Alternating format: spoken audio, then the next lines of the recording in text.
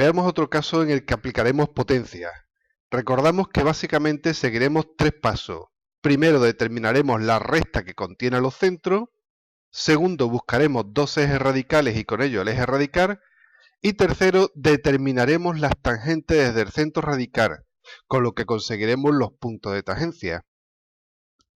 El procedimiento es idéntico al ejercicio anterior y seguiremos los pasos indicados en nuestro esquema. Resolveremos el ejercicio de hallar las circunferencias tangentes a una circunferencia y que pasan por dos puntos.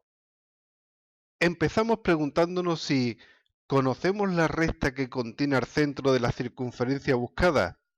Como no la conocemos, utilizamos una de las cuatro opciones que tenemos para localizarlo. En este caso, en la primera, tenemos dos puntos por los que pasa y hallamos la mediatriz entre los dos. Ya conocemos la recta que contiene a los centros de las circunferencias buscadas. Confirmamos que tenemos tres elementos que serán tangentes, la circunferencia y los dos puntos buscados, así que pasamos al siguiente paso, dibujar dos ejes radicales. De las cinco opciones, la primera, si debes pasar por dos puntos, unirlo y es un eje radical, es la que nos da el primer eje radical. Para obtener el segundo eje utilizaremos la última opción. Si hay una circunferencia y un punto, dibujar otra con centro en la recta de los centros, pasando por el punto y cortando a la otra. Hallar el eje radical por los métodos normales. Bueno, en realidad la circunferencia que necesitamos solo debe de cumplir dos condiciones.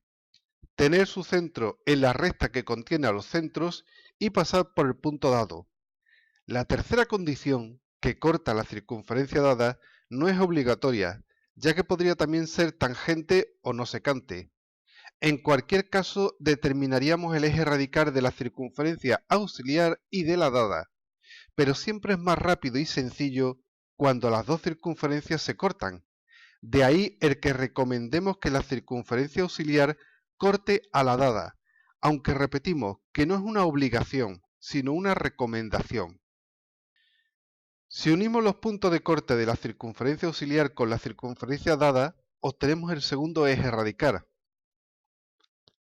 Con los dos ejes radicales, el punto de corte es el centro radical. Ahora buscaremos los puntos de tangencia desde el centro radical a la circunferencia dada. Para ello unimos el centro radical con el centro de la circunferencia y hallamos su punto medio. Con centro en el punto medio y radio hasta el centro de la circunferencia dibujamos un arco. Donde corte a la circunferencia son los puntos de tangencia. En este caso, como disponíamos de una circunferencia tangente, los puntos de tangencia se obtienen directamente sobre ella. Pero si no la hubiésemos tenido o hubiese alguna otra dificultad, habríamos calculado los puntos de tangencia respecto de la circunferencia auxiliar. Y después, con centro en el centro radical y radio hasta los puntos de tangencia, habríamos dibujado un arco que nos daría los puntos de tangencia. Ya tenemos la recta que contiene a los centros y los puntos de tangencia.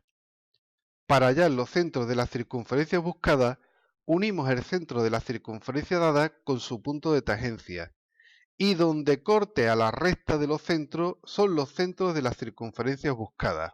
Repetir para obtener la segunda solución. Por último, trazamos con radio hasta los puntos de tangencia o hasta los puntos por los que debía pasar.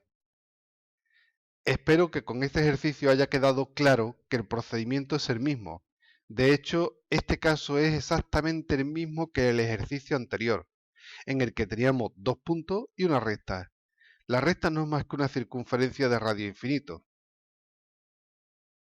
En el próximo vídeo resolveremos otro caso en el que, aunque los datos sean totalmente distintos, el procedimiento no varía.